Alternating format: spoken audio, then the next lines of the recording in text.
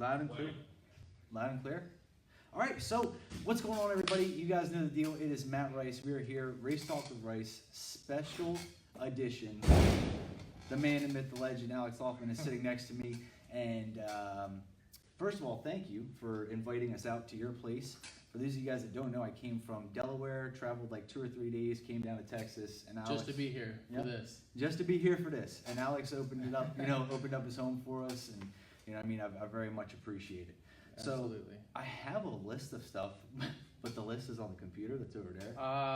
So I'm kind of just gonna spitball. I mean, That's usually what we do, I know we've got a lot of, we do a lot of the same stuff with racers. I generally have a bunch of the same questions. You know what I mean? I always ask like, how'd you get into racing, everything. So, I mean, really, there's a bunch of stuff I want to talk about, but that's how I want to start. How Sure. did you get into racing? How long have you been doing this? You know what I mean? I've been doing it for a long time. So I'm 30 now. I started racing when I was 9, so a while. Yeah. That's always a good question. A lot of people start out with that. Yeah. And my Fairly dad, common. a lot of people say that their parent got them into it or something of that nature. And for me, that's what it was. My dad got me into karting when I was 9 years old. And at that early of an age, it's kind of like sports and whatnot, where you don't know if you love it or if you don't. You're a kid, your parents, they kind of push you into it. Right. And what I say is it's like a bug, and either you get bit or you don't. And for me, I for sure got bit, and I graduated up through karting to legend cars. I did some circle track stuff. Got a legend car sitting over here in pieces. Looks fucking dope, by the way. Thanks. Yeah, it's a work in progress. Yeah. That's actually the one that I raced when I was 15. No shit. And so, So what is that called? That's because I've A legend seen car. A legend car. Yeah. It's like a little, we have to show it on camera at some point. yeah, for sure. It's Hold on. it's big on the East Coast. Is it? Yeah, and they race them a lot here too. But it's like one of the 18,000 branches of NASCAR. Gotcha. But anyways, I did that, road raced that some also, and then I started drag racing when I was 16. Gotcha. And then I actually quit drag racing when I was 22 for about 3 years and went tractor pulling of all things. And that was fun. I enjoyed it. But I really liked the drag racing a lot, so I got back into drag racing when I was like 24-ish, 25, and that's when I started running pro stocks when I was 25. And so you ran pro stock at 25. At what point did racing become a career for you? Like, in the sense that is all you did. You just every day woke up racing. That's another good question.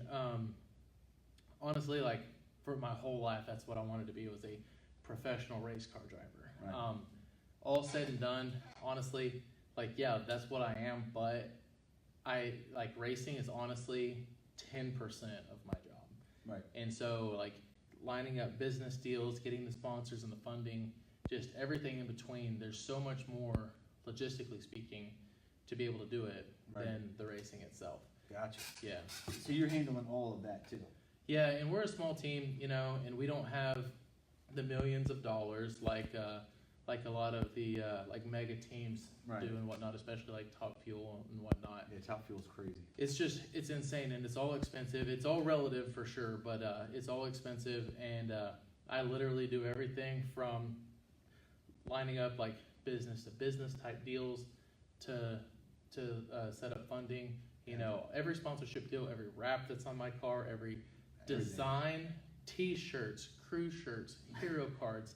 Literally, I'm telling you, the merchandise we sell on the trailer at the races, I That's work wild. every single day. There is no day off, period, ever. That's crazy. And I mean, I think a lot of people just get a misconception. For some strange reason, I'm a dude from Delaware, nowhere. We walked in and I gave you the rundown. You know what I mean? I owned a shop for a few years. I hung out, you know what I mean? I decided that I wanted to do something different. Fast forward a podcast. Somehow 2 months later, I'm driving to Texas to talk to you. I don't get it.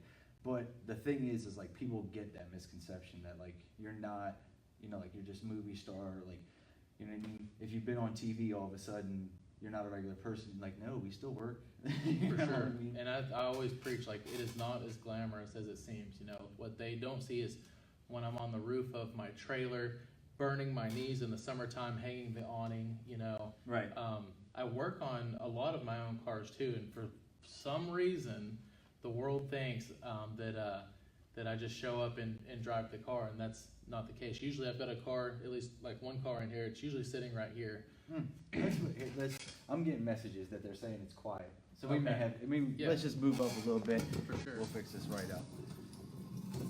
Man, look, it's wild. I'll tell you. Usually, I'm gonna break it down for you guys. Usually, what I do is like I put my shit on do not disturb.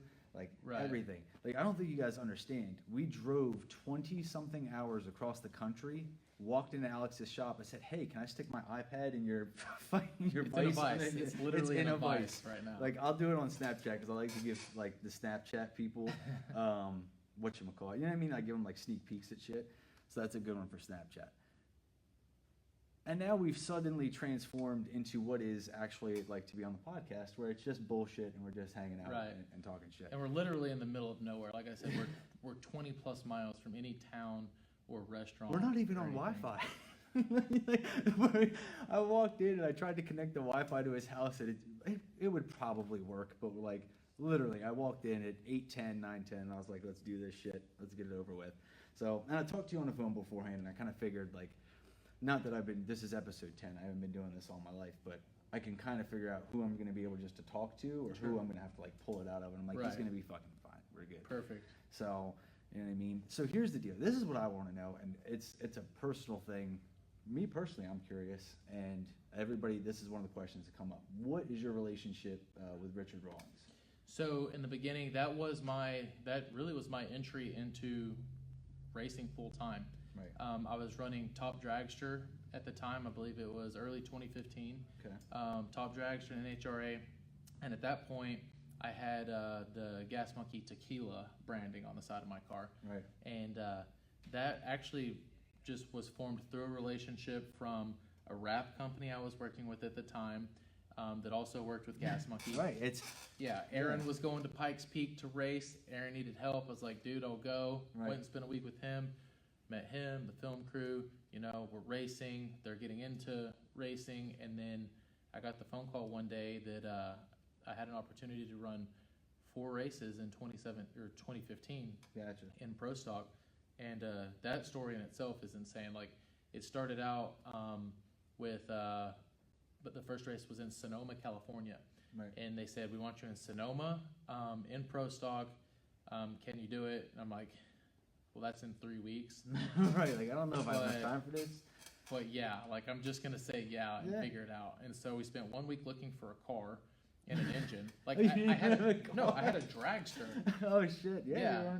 And like, we had a truck and trailer, but that's it, And so week 1, we're looking for a car. We find a car. We get lined up with the motor program. Right. So week 2, I go out to North Carolina, make literally enough runs to get my license. Like, my final pass, they say you have to run within X% of whatever the national record is to be able to get your license. And right. I ran to about 1,000 foot and the car shut off. Okay.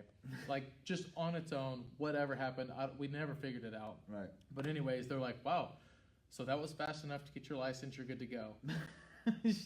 And then I go to Sonoma. I've got the whole power and following of Gas Monkey watching on social media. Right. I'm on, it was ESPN at that time, the thousands of people that are at the racetrack. They're like, dude, I couldn't eat. I couldn't sleep. I've never been to the finish line underpowered yet. Right.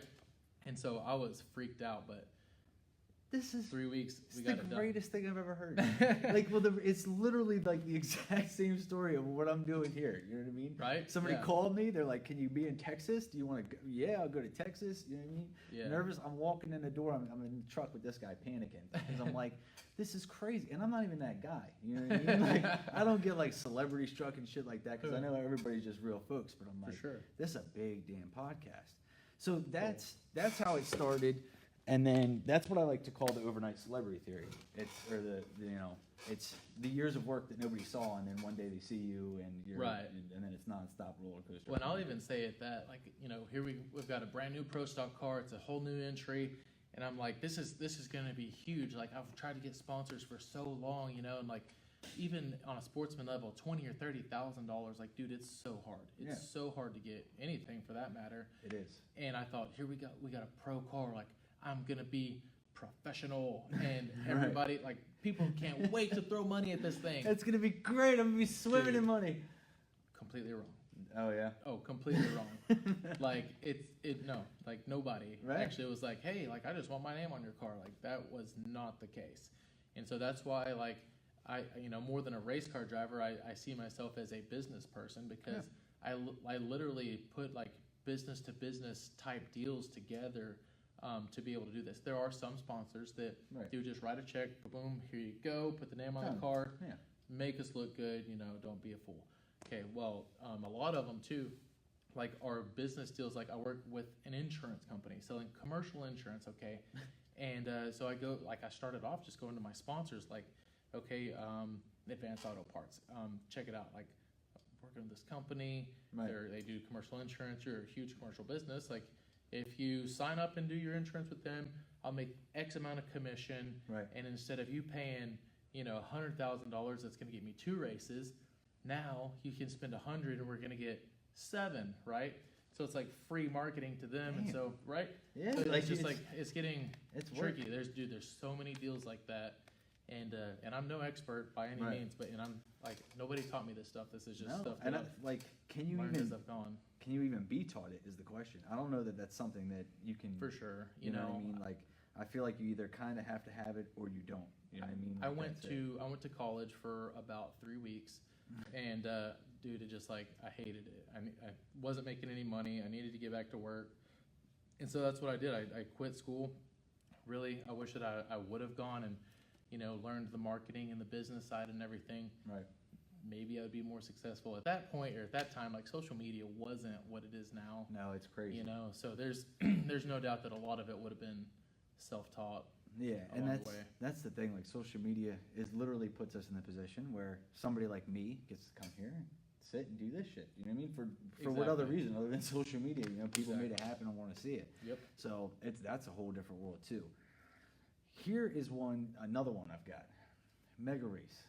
What is the deal with the Mega Race?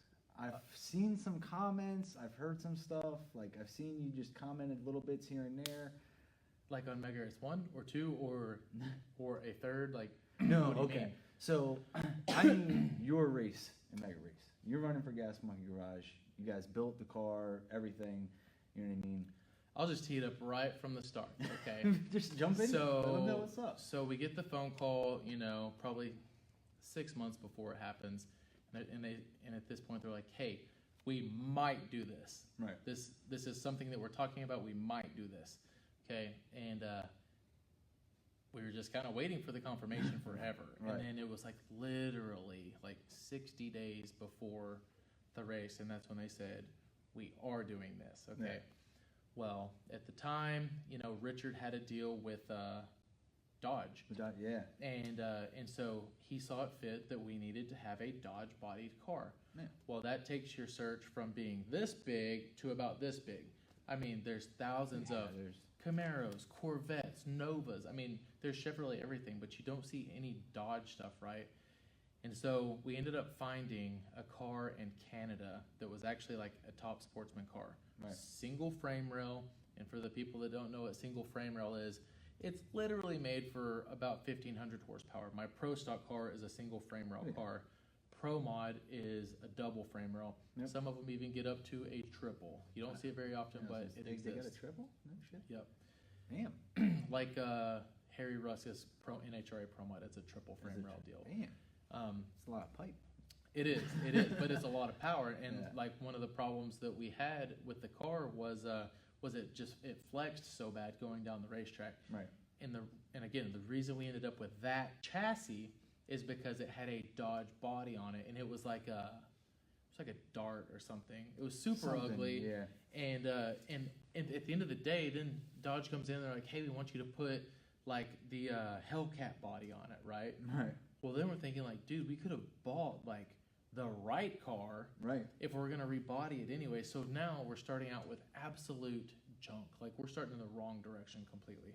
You know, Chief found his car. Right. It was a roller. It was already done. You know, Yeah. it didn't have a motor or transmission, but it was essentially the same thing that he had been running. He's just had to stuff his power plant off in there, and it was good to go, right? Right. Where we had to like double frame rail this car as best we could. We extended the wheelbase right here, like in the middle of nowhere. Yeah. Okay, we cut the front half off, extended it 10 inches to make it longer because the car was just way too short, and then double frame railed it. And dude, we worked, I swear, 16 hours a day for 60 days on doing this deal. You know, we did a lot of it at Gas Monkey, Right. but on the weekends, you know, they didn't work up there, and so we literally would bring the car home from Dallas to here Work on it. and just keep working on it. So Man. for 60 days straight, you know, and dude, like we go to test at the Texas Motorplex, okay?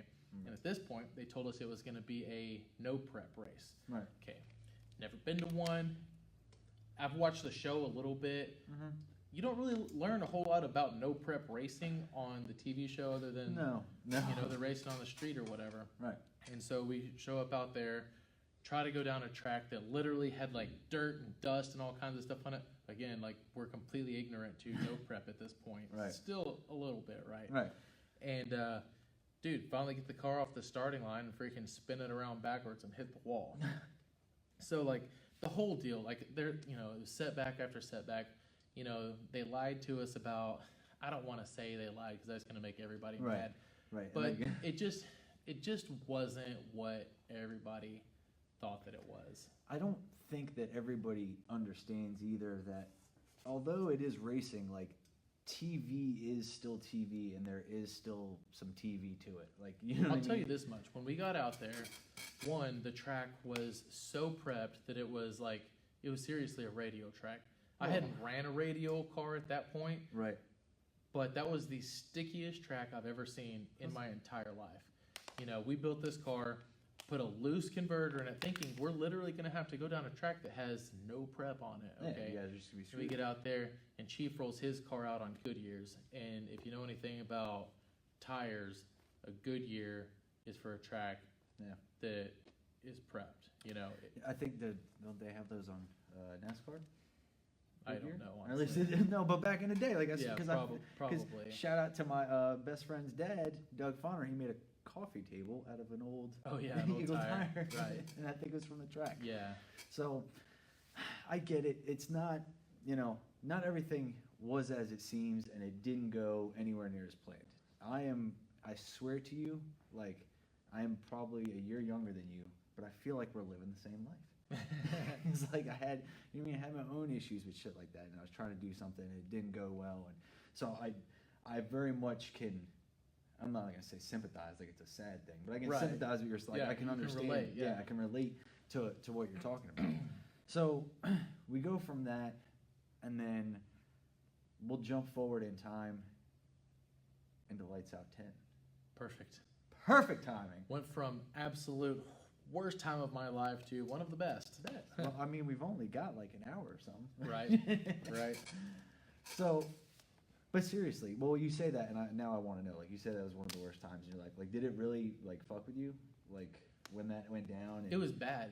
And one of the worst part about it, like I hadn't dealt with like the fans of the TV show and all of that, and like literally like there's a race car seat right up here on the top of this shelf, and as you can see, it's got these weird head banishers that like come around like a NASCAR seat, and like we had tested in this car very little. We show up out there, the first race that I line up, you know, at the racetrack, where you line up to see the tree depends on like where the person lines you up on the racetrack. You can be close, you can be far. In the first race, trying to be in a groove, the first race against Chief, I couldn't see the tree, and like in my pro stock car, like I can still lean my head around, or any other cars, I can lean my head around, get past the A pillar and see the tree, and I literally was looking between the frame rail and the A pillar of the car, and I could see half of one bulb. Okay, And It's like, not gonna work. some people would say like, oh yeah, but you can see the light. Like dude, it's not the same. It's not. And talking about reaction times that fast. oh like, yeah, you gotta and then that like ruined me, right? Like everybody's like, oh, you got treated by a street racer, blah blah blah. I'm like, that seat right there, like that seat pretty much ruined my reputation for like 2 years. So again, there's just so much more that goes into it than what they show. And it's on top of that, and like I said, it's TV shit. So it was made a big deal and everything else, and that's where shit ends up. So Well, and even like in the second mega race against Ryan, like me and Ryan get along super well, and the TV people are like, hey, like I need to talk more trash and like get into it more because it looks like y'all are friends. I'm like, dude, like not really a trash talker. Like I'm not great at it. It's not really like my style. And so correct me if I'm wrong, but I feel like you've been like on a vicious trash talking spree right now. For the last couple of weeks, dude, I'll just tell you what, man, these people have been so ruthless, and it's all from basically the whole Crossville, Tennessee, the track owners like, hey, 15 grand to whatever street outlaw can beat Alex at my track. Yeah. And then from there it's like everybody's like, oh, well, Alex has come, or we came to race you at a track, blah blah blah. Right. Now it's your turn to come race the street outlaws on the street or whatever. I'm like, dude, like I didn't even make that call out. Like, right. I was like, okay, I'll do it, but like, right, yeah. don't make me the bad guy over it. The question I have, and then would naturally be, have you ever street raced? No. No. You've started Not at a at young all. age on the track been at the and track kept it there forever. the entire career. Yeah. Man, Yeah. I'm not gonna lie, I street race, but I applaud you because I think that's, you know what I mean. You're a man of conviction. You're following what you believe. For sure. So I've got no issue with that. With that being said, some of these call-outs now, I try not to say shit that I don't know. You know what I'm talking about, and I think that's very important because a lot of folks will say stuff and it's half information or not the whole thing and everything. This is all leading to the point that today I talked to JJ DeBoss on the phone. Now, I do not know him very well or very personally at all, respect him a bunch, but I think that, to paraphrase what he said something about Crossville Dragway, and I believe the date was like April 6th, is that he's going to be there doing an arm drop deal. Right. Now, this is what I believe he was trying to say, that if you're going to make a call out to street outlaws, it's fair that you play by their rules. And JJ has some of the wilder side of the rules that we've seen. What do you think about that? One, I'm not familiar with those rules, and I did watch part of his video. It was super long. Right. I think it was like 8 minutes. I know it's not that long, but It's I not made that it. long. I made it 4 minutes. I got Right. the gist of it, he wanted to race, with his old heavy. Old Heavy. Don't bet um, against Old Heavy. Yeah, He'll right. Get you. Man, I just couldn't even imagine that thing running over me in the shutdown area. To be honest, That thing's crazy. The truck is wild. I love the thing. It's madness. Pandemonium in the streets. it The really people is. love it. That's probably the perfect word for it. Pandemonium. The only pictures I've seen of it is like literally on its back bumper. Yeah, the thing is just wild. I don't even know how to explain it. But anyways, he was talking about generally his rules are, water burnout only, arm drop, chases a race. That's like the JJ yeah. the boss standard. Right. You know what I right, mean? right. So, but that is like, that is like very street style stuff. You know what I mean? For Because it's sure. all hustle, and you know what I mean. You gotta Yeah. have some fun with it and everything Yeah, else. for sure. One thing I won't be able to go because I'm racing Pro Stock that weekend in Right. in Vegas. Secondly, I don't know that like that's even a race that I want to take. I mean, sure, like realistically, like it's probably an easy 15 grand. But like if it's kind of a lose-lose though. If I win, like it's like, oh great, you beat Old Heavy in your full-blown, screw-blown race car. Like of Yeah. course you did. If you lose, then you literally Then you are the got- worst drag racer on the planet. So Damn, this is rough. Like, it's tough to be Alex these days. Like shit. I mean, it's a valid point. Like, I'm a JJ the Boss fan. You know what I mean? I'm a street racing fan, so it's where I come from. But like, you're right. Like, shit. Regardless, what do you any way you do? want to put it, like. If I was in that spot, I'd be like, well, I'm screwed either way. So Exactly. I gotta Yeah, what do pick you one, do? and you know what I mean? I just haven't even responded in his acted like it didn't even exist. I'm gone anyways. I can't even So go. that one you can't even go to. Now I know that Daddy Dave had done a call out. You know what I mean? I think he said something about add some more money. I don't know. The track owner may kill me for talking about this or whatever. Like, I know that they're in conversation. There's some sort of conversation going on right now about that. Yeah, all it came down to was track owner made, his statement. Right. 15 grand to any street outlaw that can beat me at his track, on, whichever weekend we can work out. Yeah. I just agreed. I said, okay, I'm in with that. Dave was the one that said, make it 25 Right. and he'll do it. And I said, I won't even ask the promoter or the track owner to do that. I said, I'll put 10,000 of my own money up, Right. to make it to 25. So let's pick a date. I sent 4 weekends that I'm off between now and October. Okay. And it's literally the only 4 weekends I have off. Probably could do it during the week sometime, but the whole point of it is they're going to have a race that weekend, and it's Right. it's literally to have a big event, right? Yeah. To make it a big deal. Yeah, and so I sent Dave the weekends and whatnot, and he just said the Street Outlaws filming comes first. Doesn't know. He said he'll be able to tell me probably 2 days before the event if he can or can't do it. Gotcha. So we're awaiting answers on that. Right. That is like, we've got a list. That's the crazy part, is we have a list of names of call outs. Yeah. Like, you are hot on the minds right now. You are fresh on people's minds. Perfect. Yeah. Another call out we have, goodness, that was a fun one to work with. We got Chuck Singer. He had started talking some trash, made a call out. I don't know. This is the problem. I was in a truck for 20 hours driving Right. across the country.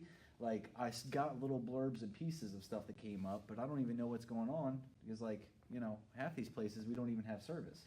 His call out is unique because it was like he's gonna put up 5 and I need to put up 10 to come race what he does. That's like me saying like, hey dude, like I'm gonna put up 5 and you put up 10 to come race my radial car at a radial track. Like, Right. it doesn't really make sense. I will say on that, that he has been talking like the maddest trash ever. Okay. He's been wild. He's been getting wild with and it. like I've got thick skin, man, and like not much really gets through to me. But I finally realized I'm like, I don't think this dude's like just kind of poking. Like, I think Right. I think he's full on mad at this point. Because earlier today he said like Alex Laughlin is not even on my radar, and now I am, I guess. And so I mean, and then I saw another deal that said maybe we'll do a radio race. Maybe Right. we'll race at Outlaw Armageddon and then do something else later in the year and see like best of 3 or whatever. So Sweet 16 is coming up, and it's gonna be the fastest cars on the planet, and if So- he's got one, like he should come. The issue is, and I don't know, I'd be speaking way like out of tongue here because I don't even know the entire issues, but I know that apparently, this is what I think I know. Street Outlaws guys don't go to Duck's stuff. Oh, Duck will absolutely more than anything welcome them. Yeah, there, but I think for there's sure. a thing. I think there's beef or something. I don't know. I feel like that's what I've seen online. So I don't know. I don't know. Like, my thing is, and I understand that, there's parts of this that are business, and there's parts of it that are television, there's parts of it that there's all sorts of shit, but like, I really just want people to race. You That's know all what it I comes mean? down to. Like, I just want, like, I don't care how. Yeah, Like, if you for guys sure. are racing, I'm having a good Well, time. dude, and that's another that's a great point, because like a lot of them keep saying like, no, let's don't do it. Don't talk trash here. Save it for TV. We need to race on TV.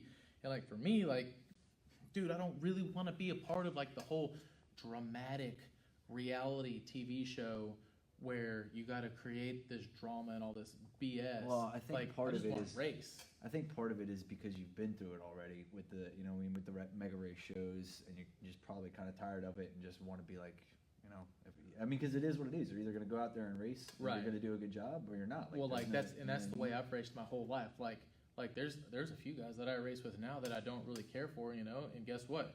We don't have to talk to each other.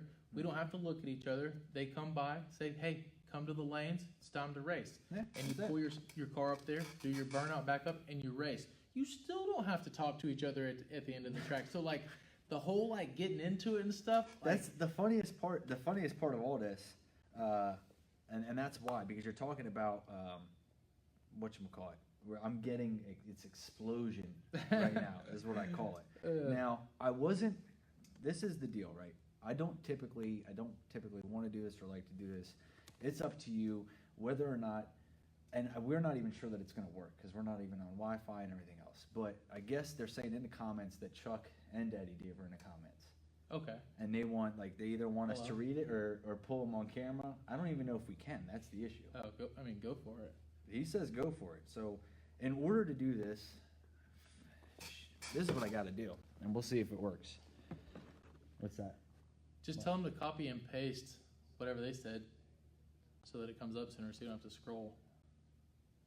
I don't even know what you're saying. You're going to have to text me because we got whispers. And all right, so here's what's going to happen. I apologize, Alex, but in order for us to get them on, this would be ridiculous. All right. Do you want to – what we'll do is we'll probably have to switch the camera and pull the mic out and hook up head – like this is ridiculous to try to do this. But we'll see if it even works first. Let's start there. Does it even work? But come on this side so you can see. Because what I'll do is like I'll flip the camera. Oh.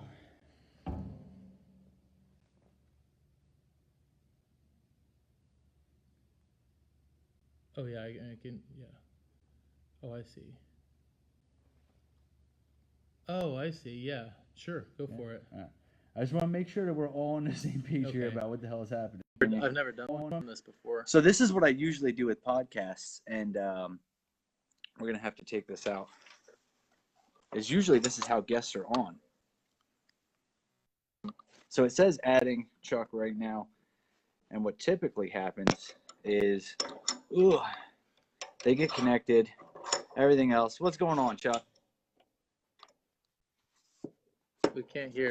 Yeah, it's okay. I'll fix that in just a second. So what's gonna have to happen is we're gonna have to get real friendly in here. In order for you and I to hear, we have to share. Oh, no kidding. Okay. Because what happens is it has crazy echo if it doesn't work. So there's a headphone, or and what we'll do is we'll plug it into here. See, this is what happens. Yeah, we don't have a high dollar set up. We don't. Chuck, what's going on, bud? Can you hear me? Mic check 1 2 1 2. Chuck, can you hear me, bud? I can't hear him. We can't, so we can hear it coming through your mic, but I can't hear him in the headphone. Let's try unplugging this again. Just let him turn his up. It's probably delayed some. Can you hear me? Nope. Got nothing.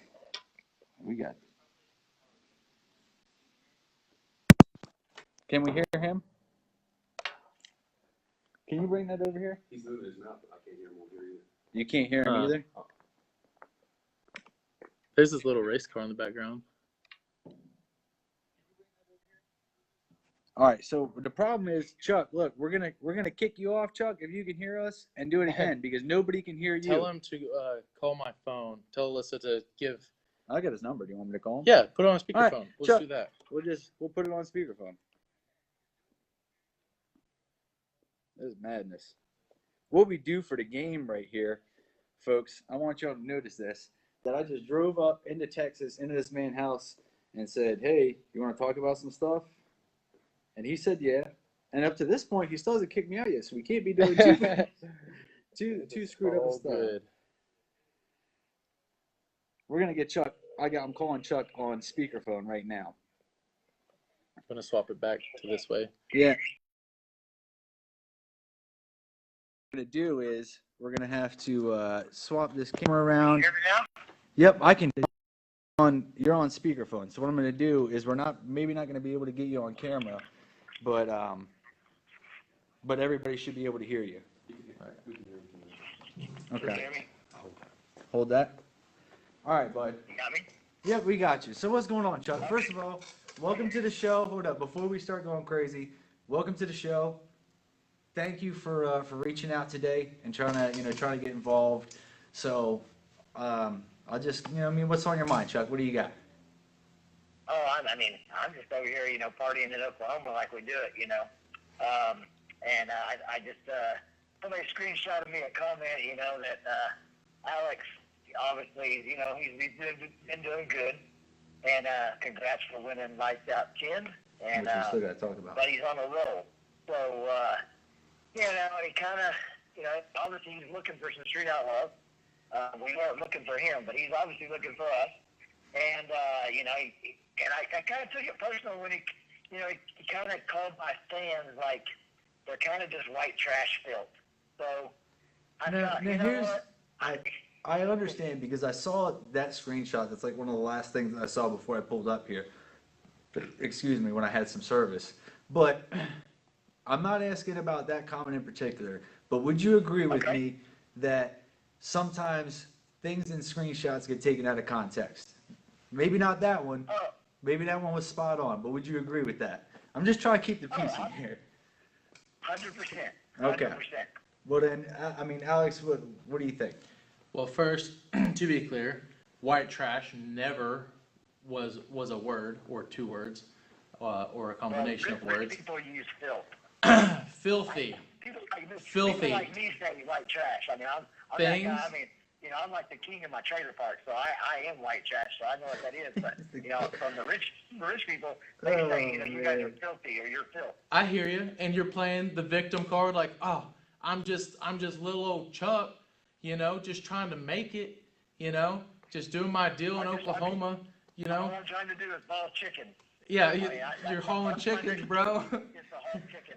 Oh my goodness. Look, well, first that's what they do in the beginning. They build themselves up to be the victim, so that whenever it goes bad, they're like, well, see, I was the victim from the start. So it's just like the racing old heavy. You don't win either way. But back on that comment, I said I used the word filthy, and when people comment on Facebook, mine in particular, and they are vulgar and comment with profanity, like, dude, that's not cool. Like, that is filthy. And I didn't say necessarily that, or didn't mean necessarily they are all filthy. I'm sure plenty of them are great people. But collectively, and over the last few weeks, since all the street outlaw stuff has been brought up, I have never dealt with a nastier group of people on my social media than I have in the last couple weeks. Now let me ask you a question about that. Do you think that would be the case if you hadn't posted about, like, because I don't remember what I can't. Going 365. What? It lights out. No. That's kind of what started it. Is that what it was? Yeah. The lights out thing? Because like that's the thing. I know there was at some point there was a start, and I know the street outlaws were mentioned. So like, I'm with you. Do you think that making those comments had anything to do with it? There is no doubt that, like, when I respond, it's just throwing gas on the fire. Yeah. Obviously, the best thing to do is to not even get involved, because every time I comment back, that's just something else for them to comment back to. And then next thing you know, somebody's pissed off, whether it's me or them or whatever. Right. And dude, at the end of the day, like I said before, I don't like the drama. I just want to race, and that's all it comes down to. Well, and I think the thing that would make everybody happiest, and Chuck, I believe you included, is that, like, if we could just figure it out enough where we could all be nice enough to each other for a couple minutes, just so we could figure out how to get a race off. Like, what do you think, Chuck? Well, well, we can always figure it out. I'm just saying, but I mean, what you're saying is, one, I've never played the victim. I grew up poor, and I'm still poor, and I don't have a problem with it. I'm a racer, and I do everything I can, sell what I can, do anything I can to race. Alex, you've probably never ridden a city bus. Never True or not true? City bus. Yeah, Right, I rode city buses. I grew up poor. I had to do we're in the stuff like country, that. bro. We don't So, have city buses. I'm not playing victim. Well, yeah, probably in your neighborhood you don't have city buses. But in my trailer park, I'm like the leader of all of my trailer people here. So anyway, regardless, I'm going to stick up for my people, and I got a lot of fans, and I'm all about racing. Everybody knows me, knows that I'm 100% real, and I'm not that guy that hides behind Facebook. I'm not that guy that, hides behind my dad or anything like that. I'm not saying you are. I'm just saying I'm as real as the day is long. So, I'm that guy that drives to your house and pisses on your lawn and yelling at you through your window. I just can't, I get mad, sitting on Facebook. So if, I took it personal when you said some stuff about my fans, so I said, then let's lock in a race. I understand you don't know prep race, but you made a post a couple of days ago, said you were hurting feelings and hurting stomach in Oklahoma because you're coming to Outlaw Armageddon. So I'm not begging you to come to no prep. You already signed up for it. So all I did was ask for a race. How about me and you, first off the trailer? It's qualifying. We'll be the first two cars down the track, and let's spend our money and see who's the better guy, that day. Now, Chuck, hold on real quick, because this is important. I want the steps to come out of your mouth of what it is you're saying. You know what I mean? Just first off the trailer, that's it. First off the track, we'll be the first two cars down that racetrack that week. Like, the rules, they changed the rules. There's 3 rounds of qualifying, but you're used to that. I'm used to just racing off the track, and if you lose first round, you go home. I don't lose first round. I keep going. You see me in the semifinals and the finals all the time. But at this race, they've changed it to your style of racing. So now we have 3 rounds of qualifying. You're not going to go home when you get beat on that first round of qualifying race at me. Well, their format is still irrelevant. First 2 down or first 2 down regardless. With that being said, I'm coming to your neck of the woods. I'm going to race in your place at your track on your conditions at least. And maybe, I don't know how the negotiation works, if there is negotiating. I mean, if you want something, just ask for it. Let's not be the first pair out, How about, throw me a little bit of a bone there and not be the first car down. This will literally be my first time at a no prep race. Gotcha. And so throw me a bone. Let's be the first pair out in the 3rd round of qualifying for $10,000. I put up 10, you put up 10, and we got a race. Is that something that can be done? So you need 2 practice rounds between now and you realize that race is in August. Yeah. Okay, so neither one of us will have practice on that track. Neither one of us will have been down that surface. Not one car will have gone down that track that week. There will be no rubber. It will be a true no prep. And me and you can go first. We are the first 2 cars to go down that surface at a racetrack. First 2, Q3. I don't know. For the sake of wanting to see a race happen, I got faith in my crew, and I got faith in my boys that set up my car, and I got faith in myself as a driver that I can go down that track. I'll be the first one down there, and I'll line up next to you in the lane next to me. You have an awesome crew, so you should trust them. I don't know. I don't have a crew. There's me and my dad right now. Let me ask you this, Chuck. For the sake of conversation, look, I'm a hostage negotiator, right? For the sake of conversation, the man's asking for some steps, and I get it. I understand your world. I understand grudge racing. I like street racing myself. The man, look, he's not asking for the leave. He's not asking for this, that, and the other. He's asking for some steps. Is it something that we can work on in the future? You know what I mean? We don't got to come to a conclusion tonight, but can we get a little give and take on both sides, and maybe I think, okay, let me ask you this. So before you kill any hostages, I got one that's fixing to die right now. Okay, I'm just saying.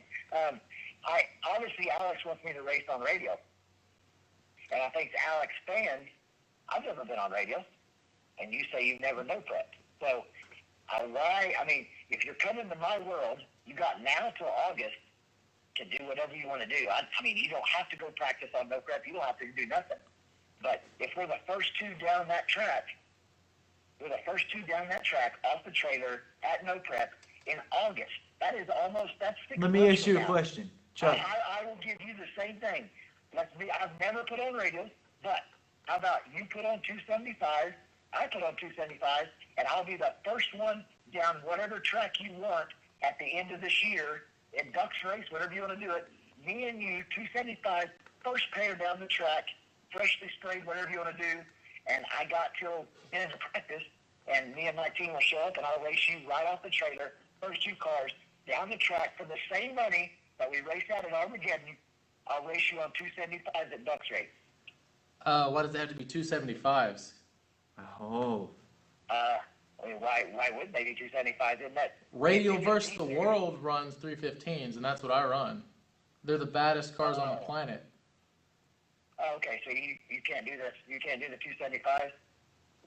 no, I mean, No. he runs Radio versus the World, which is 315. I mean, so that's, I don't regular race. You have to. Like I said, I have to. Well, I don't know prep race, so I'm not going first pair down. Like, this can go back and forth all day. Tell you what, we'll be first pair down, Q3 at Outlaw Armageddon, $10,000. I'll come to your world and race in your world. Let's put on some radios, and I'll come race in your world. Okay, I'm all right. agreeing to be So the let's do first this. down in your world. Can you agree here to do first pair out on the third round of qualifying at Outlaw Armageddon for $10,000? First pair out. We can be whatever pair out you want at a Ducks race. Like it doesn't matter. And hold on. And I'll let you stage with the rear tires I don't want and a go head from start. there. I can beat you without a head start. I damn sure don't he want a said head he's start. gonna give it a back tire. Oh shit! Dude, he'll still lose by like 6 car lengths. Chuck, what are you thinking, man? What do you think? I mean, we're trying to negotiate here. I feel like we're making. Exactly. So you're already signed up. So you're already signed up for the race at Outlaw Armageddon. You made a post about you're going to come hurt everybody's feelings in Oklahoma. You've already signed up. So I'm not making you doing anything that you have not already signed up to do. That's completely irrelevant. Yeah, I signed up. I didn't. What I did not sign up for is to be the first pair of cars out down the racetrack for 10 grand. You're not gonna run your car first round of qualifying. You're gonna just sit in the pit. Well, actually, that might be a good tactic. Let you guys go out and put some rubber down.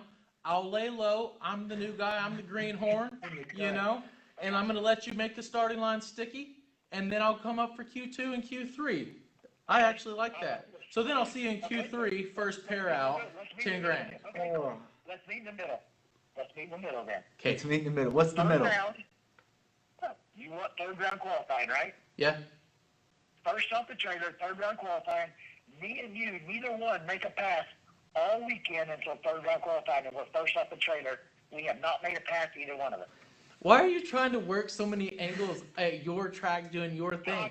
I already said that you can have the rear tire at my race, and I'll make it $25,000. You put up 10, I'll put up 25 at the radio race. So 10 on your 25 for third round, and that's the first time both of us go on the track. No, at the radio race. He said he'll put 25. He'll put odd money at the radio I thought we were talking deal. about Outlaw Armageddon. Outlaw Armageddon is not a radio race.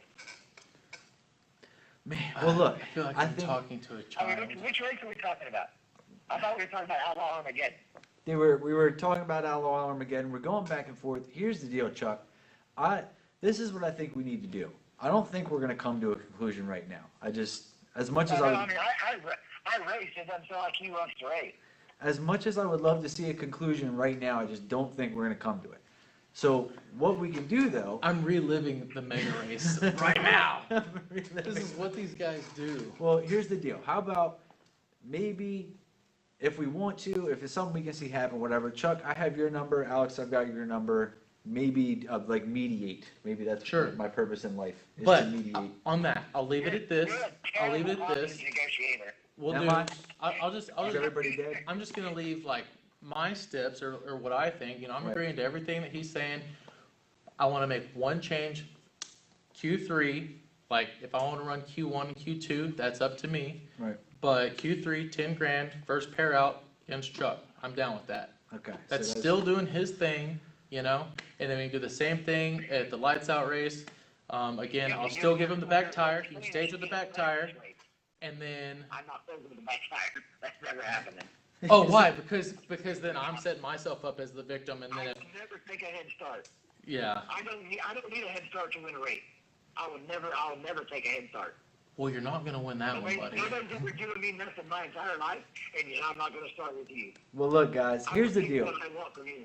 As much as I want to see this come to a resolution, we still have other stuff we have to talk about, and I know it's getting later and later and later for everybody across the country. Chuck, I very much appreciate it. I don't want you to feel like I'm kicking you off, but I'm kicking you off, buddy, because we're just.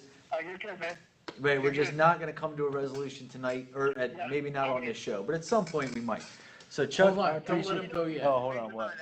Crossville Dragway puts up $20,000 to bring the race to their track with Chuck. 20 grand. Well, I don't know. I don't know if it's no prep or not. He just said. Well, What no, he just track said. conditions? Yeah, he just said Crossville Dragway. He didn't say any track conditions or tire yet. Yeah, so that's what I'm saying. He just got the text. And even when we're first off the trailer, 20 grand, I'm down. If it's a low prep race, and we're first off the trailer, no practice runs. We look at the track, our crews look at the surface, Right. we put the tune-ups in our corner, and we race like men right off the trailer. I'll do that for 20 grand, no problem. Well, look, we're gonna, because he just got this text message. We would spend more time trying to figure it out amongst each other than we. Well, I will text you some stuff and we'll get it figured out, or at least try to and work on it. All right, bud. Okay. All right, let me know. Absolutely. Good mind, Alex. Love you, buddy. Absolutely, bud. Thank you. Oh man. Wow. I'm trying. So here's the deal. I'm getting text messages and stuff because I'm trying to be told, peep the comments. Here's the deal, guys. I know, this kind of sucks because I usually can be very involved with the comments, but I can't because I'm in the middle of Texas. We're not connected to Wi-Fi. I drove 20-something hours across the country to get here, walked into a man's shop, and 5 minutes later we were on live. So we are very poorly set up. I understand. The fans at I'm home. gonna turn the heater on because it's getting cold again. It is getting a little chilly in here. But, so the fans at home, I'm trying to get in touch. Matt, can you pull up the comments?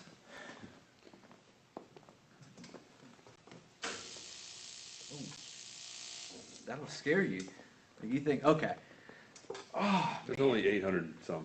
yeah. Really? Yeah, well, there's Actually, it was 900. yeah, there's 900 people watching, whatever. So that's the deal. All right. Now, I guess you got a text about Crossville Dragway. We will develop that story as it happens. Sure. It's very hard to get a text about something like Right. that and then be able just to jump into it right on live. Let's explain it. Let's do everything else. So we've covered all that stuff. We've got some call outs working, whatever. Now, I want to talk about some other shit too. Let's do it. I had a list. So obviously we're talking about Radial versus the World. You know, you're using a 315 tire, that's the class that it is.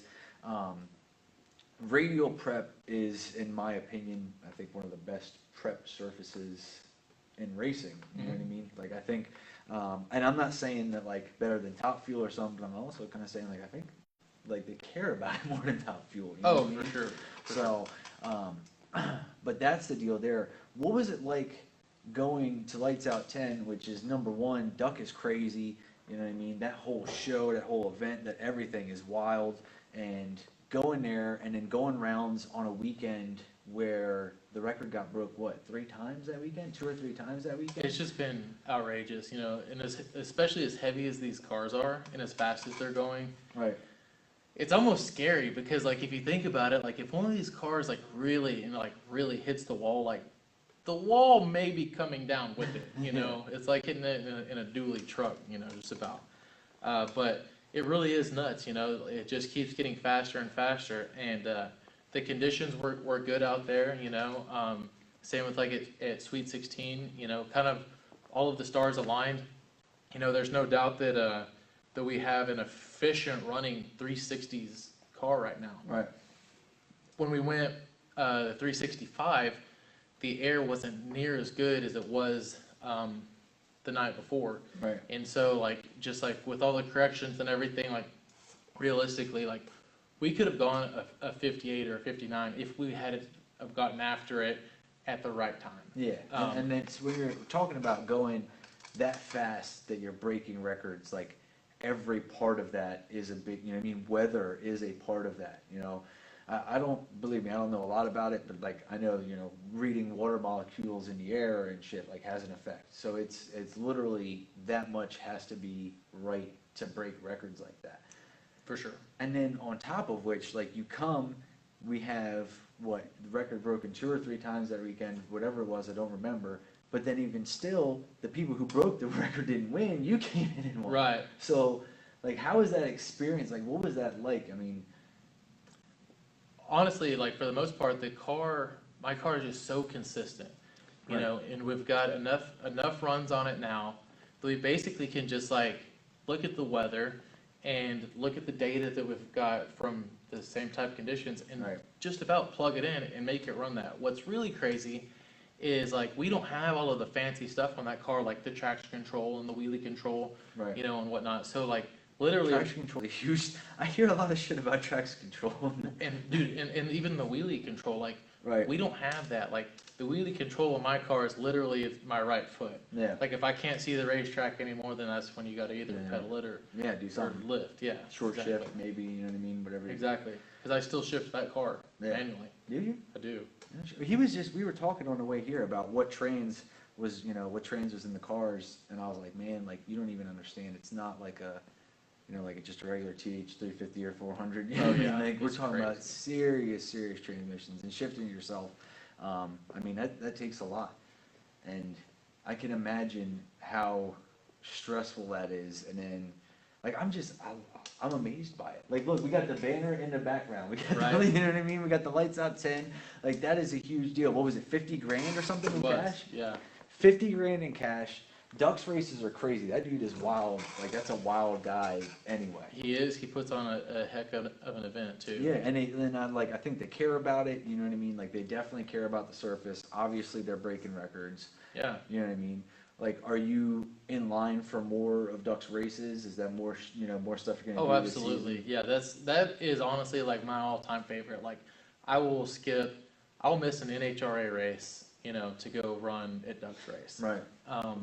Luckily, I don't have to make that decision because it did line up where the Dallas race this year was on top of, you know, the fall race.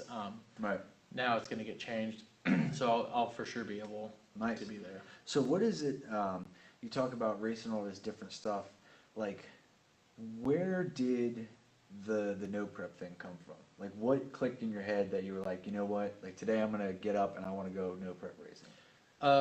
Really just like to redeem myself more than anything, you know, like I've explained to you, the TV stuff went so bad, it wasn't the car that we wanted. Like what we put in that car, power plant wise, was literally the same thing that's in my radio car. Same blower, same motor, same transmission. It's all the same stuff. And we saw that thing with 360. We so- can go fast, right? But you Right. gotta have a good car, and we didn't have a good car, and we didn't have the time, and we had to make TV Yeah. and just all of the stuff, man. And that's why I decided that, if there's any way to shut the haters up, it's literally to just go and go and do it. do it. Yeah. Exactly. Well, and I think it's interesting too because it comes in a time, and I don't know how much of this I'm supposed to be saying and whatnot, but there's not a mega race, coming up. Like, they're not really worrying about that right now. It's not something, at least from my understanding, they're doing.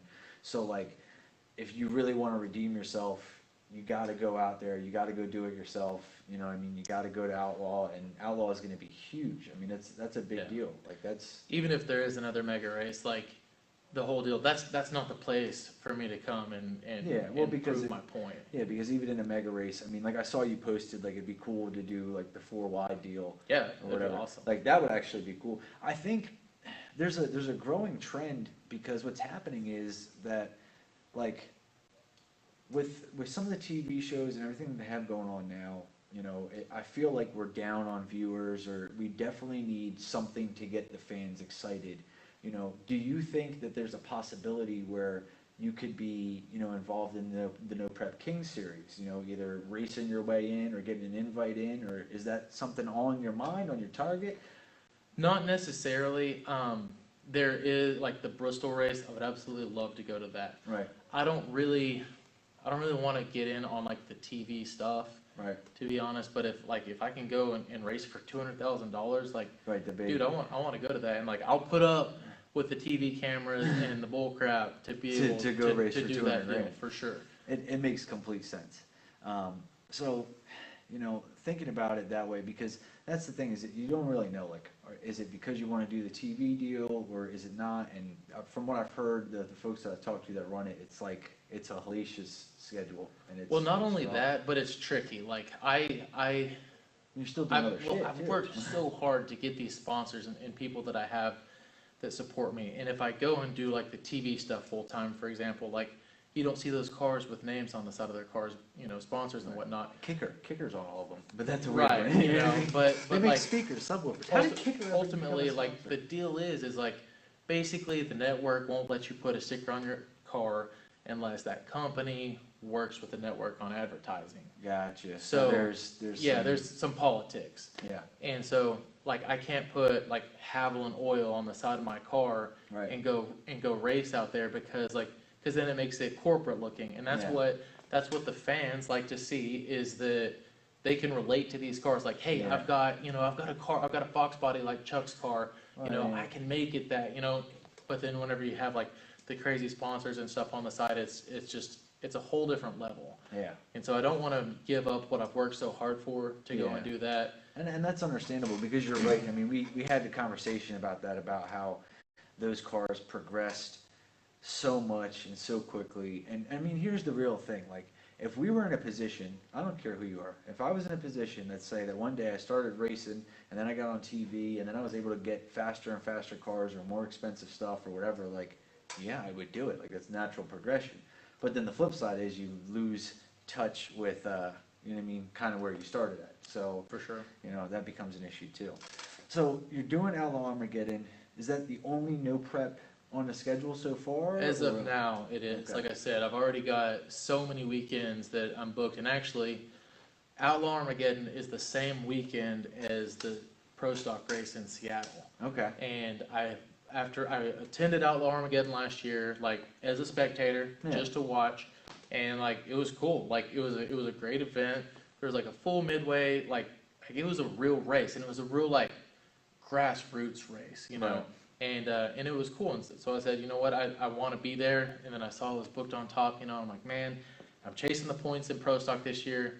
That race is like just a couple races before the countdown starts. Right.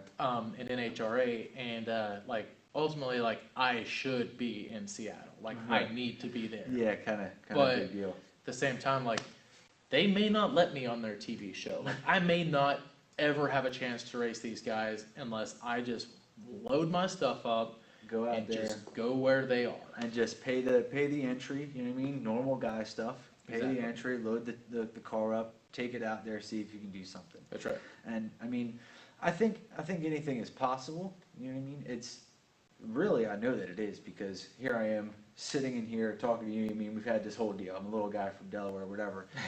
But like, you know, it's not. People also forget that they started somewhere too. You know what I mean? I think that's a point that I want to make because it's important in the drag racing community. You know, yes, you've done a lot of racing in your life. You've never no prep raced. You know, so you're starting somewhere too. Just like people who street raced, never street raced before. Everybody's had their first race. You know what I Right. mean? They came along the way. So if it's something you want to pursue, like I'm a dude of, you know, I'm happy with what makes people happy. If it's what's going to make you happy, go for it. Absolutely. You know what I mean? And I'll support the hell out of it if I can, because I want to see people happy.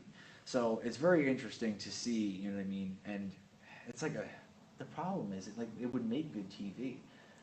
Like It would. It's a story of redemption. Yeah, maybe You know what I Facebook mean? Live. Maybe Facebook Live. Look, somehow we ended up in this crazy time warp where Facebook Live is like a thing, and we're sitting here talking. And, I know. you know what I Right. mean? It's the third dimension. You know what? I can't even say that. You know who I blame? It's your sponsors.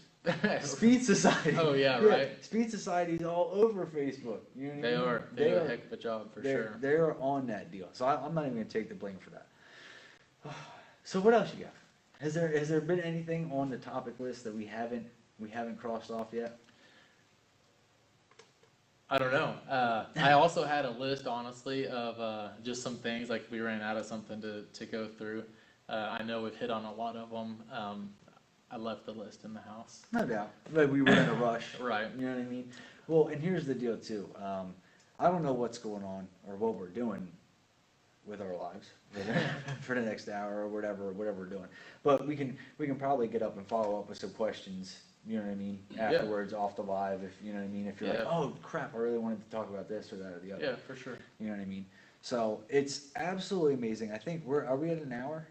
I think Just a touch over. Yep, just a touch over. That's kind of what I wanted to do because I wanted to, you know, You're at 1,600 comments, so there's a lot of things to read. Man, It's All right. big. Can we take some time to look at some comments? Do you Yeah, want to do for that? sure. Yeah. I'm at home, dude. I got all the time in the Yeah. world. There was a comment on there that says that Chuck had a $200,000 Mustang that he wasn't for. Oh yeah. Oh, that's one of the things. That's one of dude. the things I wanted to That's talk one of the things about. on my list is just the fact that so many people think that like the street outlaw guys like are just so broke and they work on their cars in their tiny little garages and they have no funding or budget, and Right. whatnot. But like at the end of the day, you've got people like Jamie Miller and like Steve Petty. Steve Petty was just tuning Daddy Dave's car in Orlando. Like, dude, that guy tunes That's a big NHRA deal. Pro Mods. He tunes the baddest radio cars on the planet. Like, dude, at the end of the day, there's no expenses spared. Like, you think they literally, you think it's a sham? Like you think everybody is making money and running around claiming that they're not? yes, because the thing is it makes them relate to the fans. Right.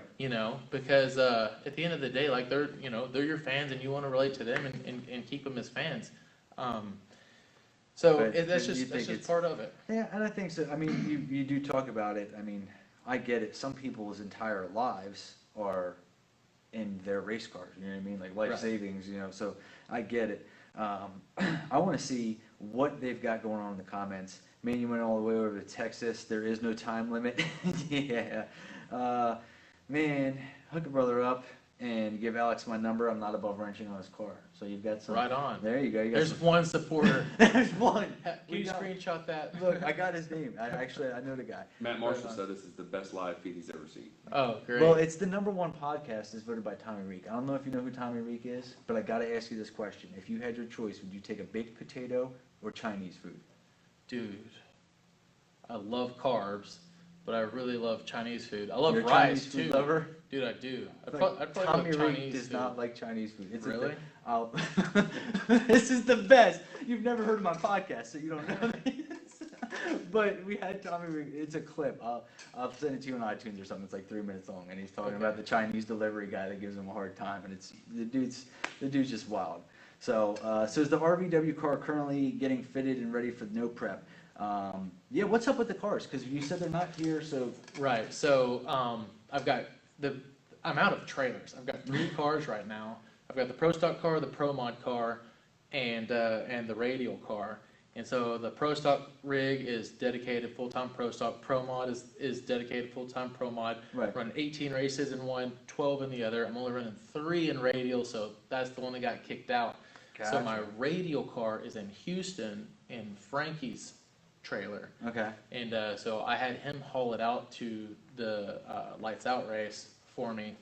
And then since we're just going right back, it's like a 6-hour trip Yeah. to his place. I was like, dude, we'll just leave it at your house for, a month. Right. Go right back to Georgia. And then when we come back from Sweet 16, I'll just bring it back here. Well, they say not one person who was at Lights Out 10 would bet against Alex. So Dude, that was crazy, honestly, because for the first, several rounds of qualifying and then the first rounds of elimination, people are coming by and they're like, dude, you won me this much money, you won me that much money. I was betting on But then later on, they're like, dude, now nobody will even bet against you. Now I'm not winning Was any it- money. winning that race because it wasn't a no prep thing or anything like that, but winning that race because it was duck stuff, it's Lights Out 10, it's a huge deal,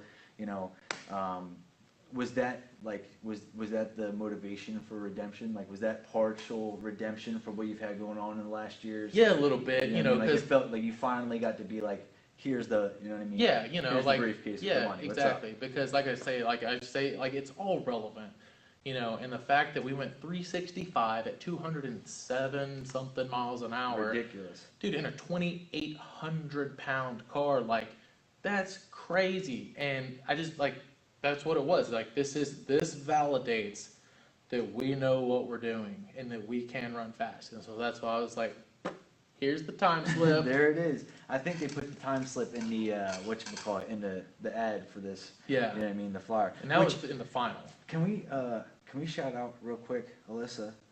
She works with Atomizer, Vixen Racing, Bodie, everybody, anybody that doesn't know her, Eat, Race, Die, she does all this stuff, and Alyssa, she's awesome. She's actually what got us set up, Right. and I very, very much appreciate that. So I try to give shout outs, and I'm trying to go through comments because there's a lot. There is a ton of them, and then filtering through. They want to do a call with Dave.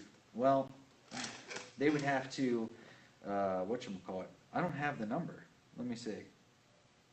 I don't know, guys. I don't know that I don't have Daddy Dave's number. I think one of the biggest things that people are gonna take away from this live feed today is knowing that you guys are gonna work out Yeah, something with Chuck on a race, so We're Yeah. working on something, you know what I mean? Like, it's moving forward. it's moving forward. It's hard, guys. I get it. Like, man, because I see both sides of it, because I understand racing. Like, I think a lot of fans, maybe don't understand so much.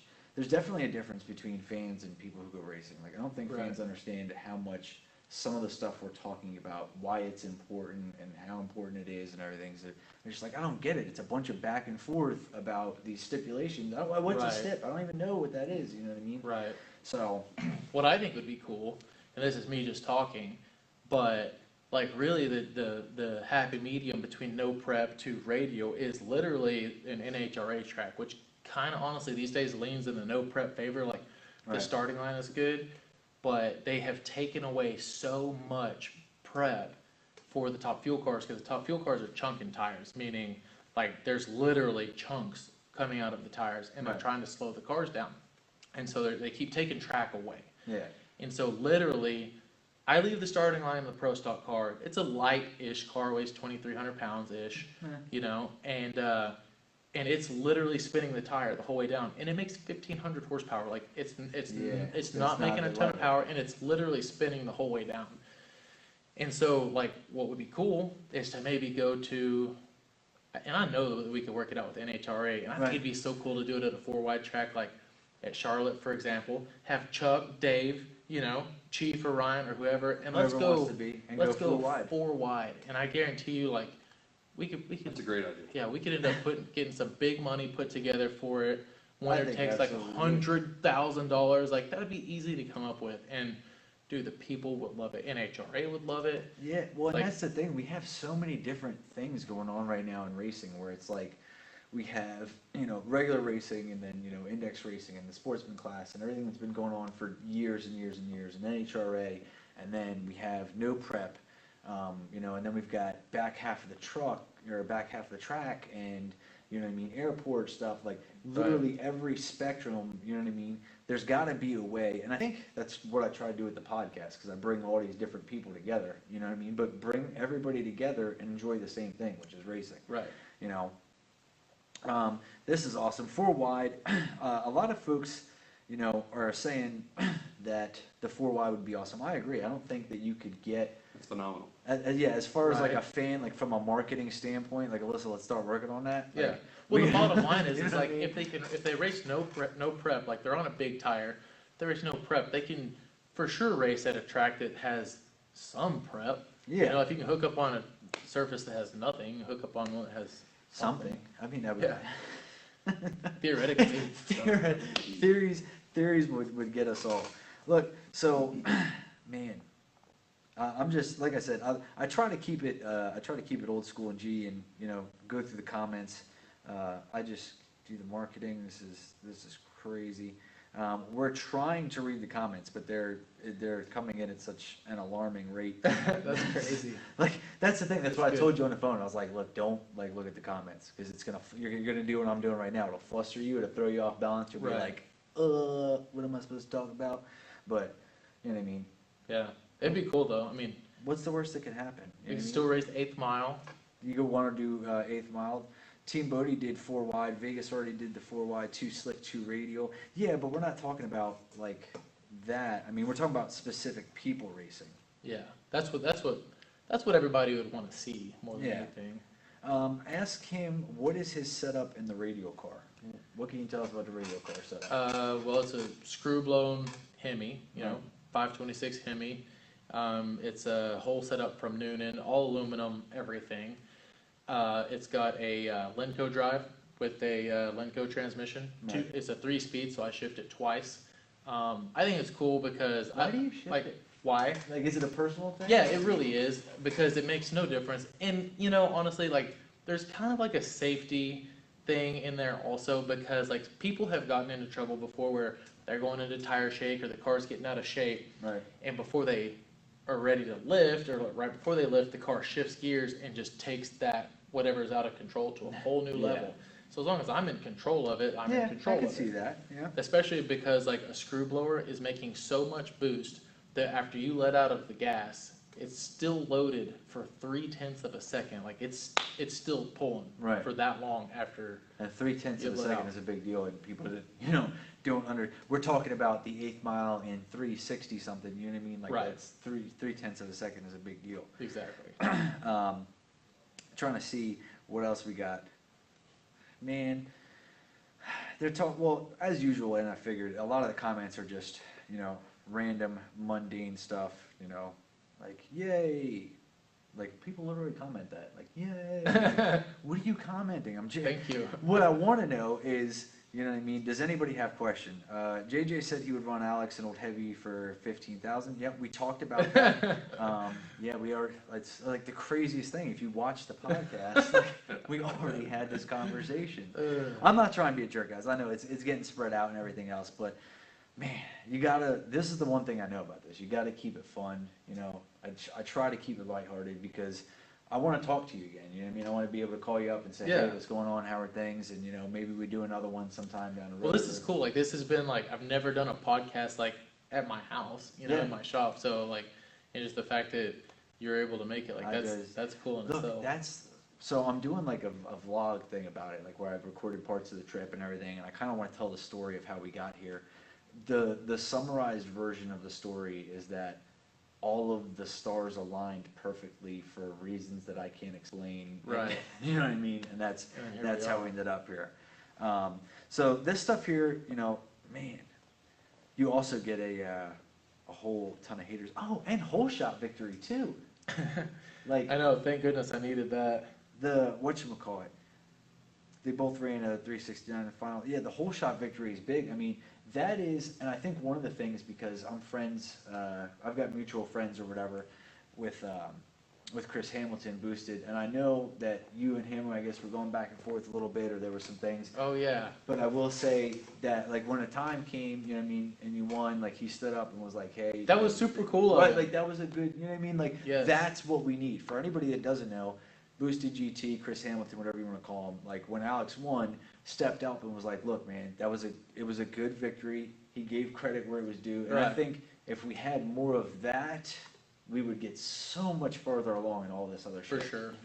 The The bottom line is it's worse on people like to not get along and to like not like or to hate somebody rather Right. than like dude, like I'd much rather like Chris than think that Yeah. he's a jerk, Yeah. right? And the fact that he came back like dude, like honestly, like that made me a fan out of him, like just Yeah. right there. And he's, you know what I mean? In my opinion, he's I've met him before, I've talked to him before, he's an awesome dude, you know what I mean? I think he's one of those folks that is very, nice, and this is I mean, saying somebody's nice kind of fucks him up, but the thing is like, just like you, we were talking, you know what I mean? And first of all, guy you never met before, on a podcast you never heard about, drives across the country, you invite us into the home, you know what I mean? We were talking about getting dinner and stuff and everything, Right. which I'm still hungry. We got Yeah, right. for Like, sure. I don't know if you guys can tell, but I'm tired. Like, if it doesn't show, I've been on the road for 3 days straight.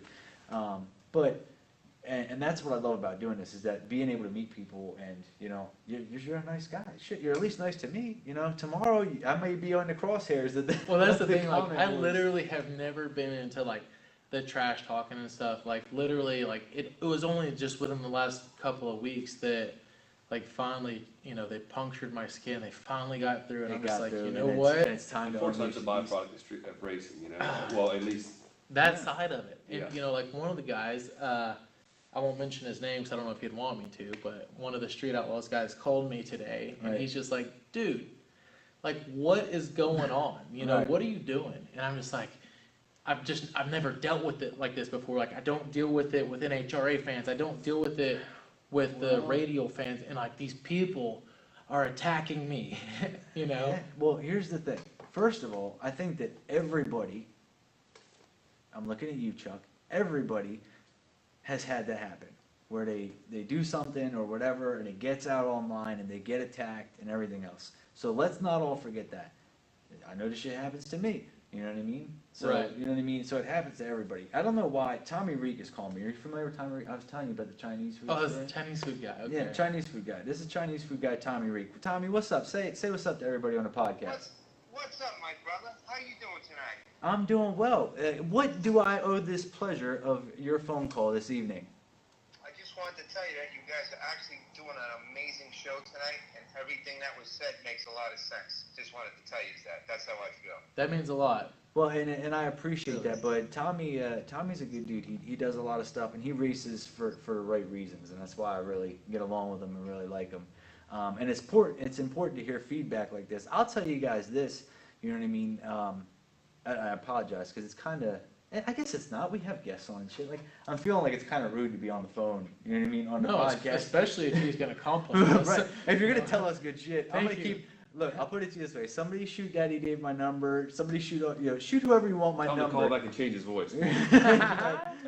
So, hey, Tommy, I appreciate it, but hey, can you do me a favor, Tommy?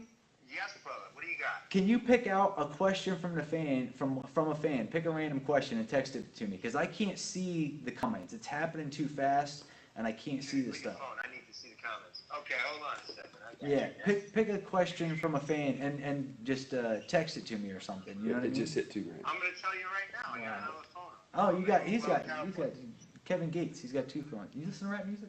Nah, Hold What on. kind I of got music it is right it? now. not much of anything, to be honest. Like Let's see what we got. Pandora, just like, Plays? Yeah, Like, is it country whatever. or rock or? I don't really listen to rap or country. Pretty much everything else, though. Gotcha. Yeah. I've been having this magical quest where I've been from finding, common music themes. Like me and this guy like Action Bronson, and I didn't think anybody else liked Action Bronson as much as I did. But you know what I mean. Okay, here's the question. You ready? What question we got? What's a good one, Tommy? This is from Alan Cryer. Okay. Does Alex think he would have beaten Rivenbach if he didn't red light? No. That's only because it's a question and Alex is on the show, and I'm just saying it's 1 out of 20. Right. questions. Yeah. So, in case like the guys on live couldn't hear, Right. he's asking if I believe that I would have beaten Kevin Rivenbark if he hadn't have red lighted at Lights Out. And going up there to race him, I knew that it was going to be the tightest race possible. In that very particular race, had he not red lighted, I would not have won because we had just installed a new crank trigger on my car because the blower motor, it shakes, it vibrates, Yeah, there's it's just so violent. much, it's just violent. Yeah. And for whatever reason, it goes through crank triggers and it just cracks them. They're good for sometimes 5 or 6 runs, sometimes like 1 or 2. We put a new one on, brand new one. And it was like intermittently in and out. Right. And so I went like 70, I think 372 that time. My shift light never came on because the crank trigger picks up RPM. Yeah. I have a shift light that tells me when to shift. So the light never came on, ran over the rev limiter, shredded the blower belt, like he could not have red lit at a better time. So Right. like there's Hey, no you know doubt what? some of it, like, dude, it's just Some of it- luck of the draw. Every once in a while, like racing is just that, racing. And they don't call it winning. Right. It's not winning, it's racing. Anything can happen, and on any given day, you know what I mean? For sure. You know? And I knew that he had to cut a light. He knew he had to cut a light. Right. I'd been killer on the tree through all of qualifying. Like when I'm not trying to be good, Yeah. I was where I wanted to be all week. In the semifinals, him and I and Slavens all ran identical ETs. Daniel Ferris was right there, but he was 2 thou different. Right. So we all basically ran identical Yeah. ETs in the Like semis. you knew it was a or in the starting line. quarterfinals, yeah. Yeah. So going up there, like I'm like, It just depends on how his car is tuned up, you know, and like, especially with that stuff, you just never know, dude, it's drag racing, anything can happen. I mean, and then you talk about, you know, did I put enough in it? Did I, you know, take too much out? How, did I look at the data Yeah. right? You know, did I forget something? Is it gonna knock the tire off? Is it Right. gonna go into a wheel stand? We don't have wheelie bars, I really don't wanna end up on my roof, you know? Yeah, it's a problem. And, just so people know, I'm trying not to be rude and not be on my phone and on the phone and everything at the same time, but it's dying. So I'm trying to get as many fan questions in as we can, but For sure. that's dying. I don't even know where the iPad that's recording us is at as far as power-wise, battery-wise. I don't think it's gonna show up either. So here's what I'm thinking. Why don't I do a couple things with every racer that comes on. A couple questions I ask. So I wanna ask you those because I wanna keep it OG and legit. If you, this one sucks, dude. If you could race, or if there was anybody that you wanted to race this year, or anybody that you could race this year, doesn't have to be in like a negative thing. It could be, you know, somebody that you just want to race along for a long time. Who would it be this year? Who is it that, you know, you would want to race if you had the chance to race anyone? Stevie Fast. Stevie Fast. Yeah. If you talk to Duck, I think him and Stevie are like best buddies. Yeah, we could totally work that out. super That's easy, totally something that could be done. for sure. But, you know, Stevie's a cool dude, and like, I like his style, and like, we're both running Pro Mod, we're both running radial cars, you know, and, And Stevie's a bad dude too. yeah, You know he's what I been mean? around for a long time, and like, dude, he's been like the king of radio racing for a long time, and Yeah, he had that BMF blower. yeah, Or right. whatever, it was BMF, I think, was Yeah. the blower.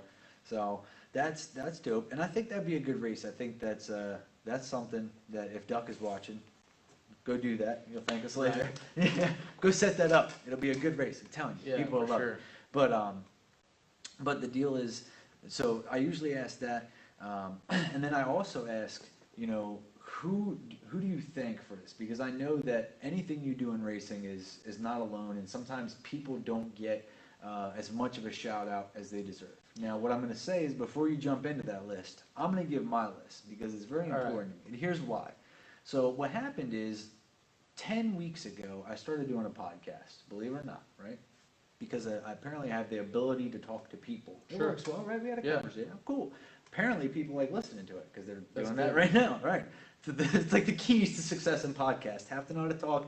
People have to want to listen to it. Right. Done. You know what I mean? But what I mean by that is there's some people that from the very start very much believed in me, and they were actually my first podcast sponsor. So I want to thank VS Racing for doing that because that's a big deal to me. You know, and I know I've seen a lot of things already changing in my life, and people who didn't believe in me now suddenly believe in me. So, For sure. you know, I think it's important to thank those original people who saw the vision, who saw it happen. But like I said, nothing happens alone. So I've got those people to thank, as well as a whole bunch of others. We'll do that as well. But who do you thank? Well, first, like, obviously my sponsors, and I'm not gonna go through and name all of them. Like, Right, if you dude. follow me, like, you see them. You can see they're floating Yeah, around. They're especially like in this shop here. Like, but you know, obviously couldn't do it without them. Family, dude, like that's a lot. Like, I travel so much. I'm married. I've been married for 6 years now, something like that. Mine's watching. Hopefully Yours she's watching? not watching. I know mine is. But like for a while, you know, been together forever since we were like 18, and you know, it's tough for sure. Like, dude, Yeah. I'm on the road all the time. I'm racing, you know, like 30 something races this year, and just the fact that that she still supports what I'm doing, you know, like Yeah. like that's a lot. And it's tough. Like, is. you know, I miss my house, I miss my dogs, and you know, I've got a Yeah. blue and golden macaw, a bird, big bird. Your bird I guy. like you know, I like Did you being see the home thing- sometimes. Did you see the thing about the parrot that got stuck on the roof and kept telling the firefighters to F off? I saw it on Facebook. It was That's priceless. funny. I think it was a fake news article, but it was still like, it was Yeah, funny. There was a good picture of enough the to laugh firefighter. at. Right, yeah. It gave me a chuckle anyway. Yeah. So definitely, I think that's it. It's a big family sport, and you know, Yeah. having the support of the family is really everything. For sure. There's a couple things. Somebody says I need to address why the Bruder Brothers aren't on. I already addressed that. One of them had to catch a last-minute flight, and then the other one, who's actually like 25-ish minutes from where we're at now, he's working on a car and has to catch a flight tomorrow. And I had no idea that they were that close. Like, Well, is they're the- not. Oh, okay. That's the thing. So that's where this whole thing came about. Because what happens is those guys, we were only going to be able to have one of the two on. He sounds incredibly busy. So those guys are from Jersey. Well, I'm from Delaware. So I was like, how about this? Since we have a little bit of issue, and why don't we I'll come up to Jersey and do the Bruder Brothers with them, make sure I have both of them in the same room, everything, you know what I mean, do it that kind of way. So then that way they can have a good show as well. So that's why the Bruder Brothers aren't on. And then a fan question, which I think would probably be easy, but maybe I could be wrong. Maybe it's not the answer I expect. But what is your most memorable race win and why? Man, there's gonna be, oh geez, that's tough, because my first Pro Stock win was huge. That's what the big banner, the big yellow Yeah. banner is from. The Miller Yellow. Yeah, that was the Winter Circle banner. That's my first ever professional race. Right. You know, I won Bristol on Father's Day, and my dad is super involved, especially on the Pro Stock stuff. Right. And that was a huge deal for sure. Yeah. You know, I had no idea that we'd be able to pull that one off and win that day, but that was a super cool one. My dad, he builds the transmissions on the Pro Stock car, Right. and he's super involved. He doesn't go to like the radial stuff and whatnot, but he lives and breathes this stuff too. Pro Stock. He's hoping to have something ready to race himself. Oh, at- he's at getting it. Outlaw Armageddon. Yeah, Nice. he used to race, and he quit driving around late 2014, early 2015 or so, and Right. I think now he's wanting to get back in it. But still, man, like the lights out deal, as far as memorable, like, dude, they're all three big on a level of memorable, but Right. the lights out win itself It's takes the cake for credibility. Yeah. That's as far as a race to win. That was the race to win. If That was if it. I had to pick between winning that again or a Pro Stock race, you Yeah, know, 'cause it's the lights out. I'm gonna tell you, like, I obviously, since I do this podcast and stuff, I'm very involved in drag racing. I try to keep up to date on as much as humanly possible. It's hard to do, but I try.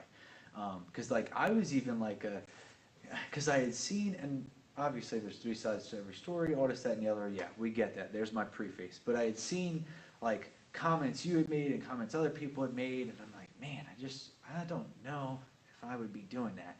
And then, Right. and like, I'm not gonna bullshit you. Like, I was like, and I think I said publicly, like, I don't know. Like, Right. I don't know. Well, shut us the hell up. Go win, radio Right. versus the world. Like, but that's it. And you know what? It's a cool thing because I think it's a cool situation and dynamic. But that I think definitely, like you said about credibility, is a big one because his races are just wild. That's pandemonium in the street. It right is. there. Like, It is. you know what I mean? Like they walk around with the suitcase with the money in it, but it's clear, like How cool Ted is that, DiBiase, dude? right? Like she's That's got a crazy. handcuff to her wrist. Yeah. It's just nuts. It's a wild time. Yeah. I've never been, but I've seen a lot of videos. Dude, you gotta go. And I got friends that went. So that's definitely it. Well, look, but I think what we're gonna do is, as much as I would love to be on here all night, it's a special podcast. I get it. Oh, real quick before you go. Do you So have- let's say you line four of them up and Mr. Alex wins, beats Mr. Dead Whoever. and Right. Whoever it may be. There's gonna be a ton more comments, there's gonna be a lot of, a lot more haters, but, I really feel like the kid's got it, I think, I put money on my man Alex. Thanks, dude. Look at that. Seriously. You know what's Thanks. funny? And this is the funny thing because the world works in mysterious ways. But but my man over here, which we're not supposed, nobody's supposed to know he's here. That's one thing. We had an agreement. We leave him off camera. Nobody knows he's here. Blah blah blah. But he owns a garage and in the shop, and he's been around the block a while and stuff too. So I think. And that's the thing. I don't think that anybody thinks it's not possible. I think that a lot of folks would be more, because I don't want to say scared too. Like, I'm not saying people are scared, but like anything is possible. Like anybody who's raced long enough knows that any given day could be the day that you are the winner, or you know what I mean. So before we hop off of here, do you have anything? Like I saw, like, do you got questions? Like, is somebody texting you like, "Hey, you're supposed to talk about this," or No. you know what I mean? Hey, Well, I hate it's that guy. going or off, yeah, but we pretty much have touched on have everything. everything. One of them was just like, just ignore the haters. Well, and that's the thing. Like, man, I don't know. I'm on a different thing anyway. My buddy put me onto this thing where he's like, you know, if all you do is speak positivity into the world, the positive things will happen. I love that. Like, yeah, and it's been great. Like, I've done it, and literally, I've said, you know, I want to do podcasts with people actually in person. You know, I didn't think I would drive out to Texas and you, like, you know what I mean? I figured I'd start down the street or something. I mean, that's a long way to drive. Regardless, I love you to death, brother. Right, Like, yeah. You know what I mean? This was just circumstance that it happened that we were, you know, I was able Exactly. to make this trip. That's a long deal. Fly next time. A lot of times when they're haters, there's a reason there's haters, Well, because and he's there's a threat, and that, which is a good thing, you know, I mean, that keeps everybody going. Sometimes it's hard. It's just hard to find it in there. You know, it's like I know It's- there's probably some good way to look at this. There's right, and it's hard because like my woman specifically, like she tried for years and I never got it, and now I get it, so I'm like, oh, it makes total sense. But even still, some of the stuff she says, I'm like, you're still too far out. Like, I'm not there yet. You know what I mean? But it's great. So I think that, you know, the positivity, and that's why I do kind of get upset with the haters and the BS and whatever. Like, man, give me some constructive criticism. I get it. We're shit talking, and you know what? I think that we managed to do a pretty good job tonight. I'm looking around an empty room, but Right. like I think we did a pretty good job tonight of being able to get some shit talking in, seeing if we can get something figured out, but kept it civil enough that it was, you know what I mean? That even Absolutely. maybe not kids, but kids could watch it. It was a For perfect sure. balance. Yeah, it's a good balance. So Yeah. that's the deal. Well, look, bud, what we're gonna do, if you've got any closing statements, I'm gonna let you get your closing statements. I'll hit mine, and then we'll can this one, and then we'll talk about getting something to drink because I'm incredibly parched. Yeah, right, me too. Yeah, we need some like water bottles in here. And a Corona. Is there a beer? No. Do you get a beer assistant? No, Like, I after you didn't work get with one. Richard. you And get a beer honestly, assistant? like my shop has really come a long way, but literally less than a year ago, I didn't even have electricity in here. Okay. And like I built the shop like 3 That's nice, years I think. ago. We'll get it on. We'll do something. You know, And, we'll do a pan around And it. like I didn't have enough money saved up to be able to do all of the electricity and everything. So Yeah. I built the building, and it just stayed empty. And I didn't want to put it in here because I wanted to paint the floor, and so I wanted it to be clean. And like, Right. dude, even the paint was a few $1,000s. And like, Dude, it's crazy. Like I did it. Well, I didn't do the paint on the floor, but I was like, man, next shop I get or whatever, like I gotta paint the floor. it makes it like wiping up oil, dude. Yeah, So everything. easy. Because So then much it's better. like I'm hanging out in my house. I got like a little 24 by 24 in the house, but I didn't do the full. Like you got to do it immediately. You know what I Yes, mean, I bought the exactly, house. that's what I'm It was used. You know what I mean? I wasn't there yet. So why don't you hit us with anything you got in closing? I'll wrap it up. Honestly, like I think the best way for me to close it on my side is just saying like this has honestly been the coolest podcast that I've ever done, and I've done a lot of them. Like I've done a lot over the last few years, and I seen you this done some is- recently. yeah, this one's cool. And like honestly, like Chuck, even though he's mean, It's still like fun. it was cool. Like Yeah. the guy, like he's a professional racer. Yeah. Like dude, like the fact that some of these people even know my name is pretty cool, to be honest. It's humble. It's- know? It is, and I mean, I talk about it, like, I think that's what I'll leave off on tonight, because that's another huge positive note. Like, I want to tell you guys today that I understand that all of these folks that are racers, they are real people. They're, at some form of level, yes, sometimes some of them let fame get to their head, and that's a whole other story. But for the most part, everybody is just a person. And today, and over the course of the last week, I've had the opportunity to talk to people that I look up to, you know what I mean? And you being one of them. Like, I get it, you didn't win Mega Race, but, I am a fan of Richard Rawlings, and this is probably going to lose me viewers, but I am a fan of Richard Rawlings because I believe he is an incredibly smart businessman. Dude, he's built an You know, empire. Love him or hate him, like Right, whatever regardless it is, of dude. what your feelings about him are, like, you cannot deny the fact that the dude he's got to be at least half smart. You know what I Yeah, mean? right. You exactly. can't, because you can't be wrong all the time and have that much shit. Like, you know what I mean? Yeah. So, it's just an incredible experience, and I think that the more we do things like this, and the more we're able to get together and talk to folks and talk to these people that I look up to and you guys look up to, and then everybody else in the industry and everybody that makes it possible to happen, like, I just can't thank you guys enough. On a whim, and you guys will see it in the vlog, kind of the story of how we got to Texas and everything else, but on a whim, I got up, went to Texas, and, like, honestly, I was like, you know what, everything's just gonna work out. Like literally, I don't think folks understand. Up until today, you and I had not personally talked. I know. And then that's how it works. Him and I had not personally talked up until today, and then today I talked to him, I talked to JJ, I talked to Chuck, I talked to just everybody's Right. calling me. It's crazy. So, but I think that what it's doing is good for the sport, and that's ultimately where my heart is that if we can do, if I'm able to do something that allows me to every day get up and deal with racing, you know, I sell parts online, I sell car parts, so like turbos and this, that, and the other, you know, different brands. So if I can wake up every day and do that, that is the greatest thing in the world to me. You'll never work a day in your life. Yeah, I don't. You know what I mean? Like I've never been so pumped to drive for 20 something hours. Right. You know, and I get it, and I'm sure it's the same way with you because you talk about. I think the thing, I don't want people to get it misconstrued. We talk about how much work it is because we want folks to realize that we don't just sit on our ass. Exactly. And you know, like I don't just sit on my ass and then get on live an hour a week, once a week. Yeah. Like I'm on the phone a lot. I do a lot of research. I drove to Texas for crying out loud. Like, you know what I mean? And same respect. You don't just wake up every day and go, oh well, time to get in the race Yeah. car. You know Not what I mean? racing this week, so I don't know what I'm gonna do. Right. You know? There's always something to be done. So, but it goes to show that if I can do it, and some little guy from Delaware can be out here doing this wild stuff, absolutely anybody can. So make sure you do it. Alex, I appreciate Yeah, it. dude. We need to cut this off, and I think that's it, man. Sounds good. Is it beer 30? Yeah. Do you have beer? There's one